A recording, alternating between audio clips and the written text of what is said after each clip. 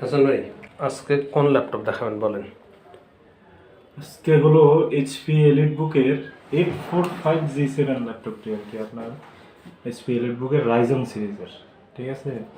Ryzen সিরিজের এটা হলো MD Ryzen 5 pro processor 4650U with Radeon graphics. এটাতে আপনার 16GB র্যাম আছে, 256GB SSD আছে, জিপিইউ আছে 512 MB, শেয়ার গ্রাফিক্স আছে প্রায় 7.7GB, 8GBর মতো, টোটাল 8GBর মতো গ্রাফিক্স পেয়ে যাবে।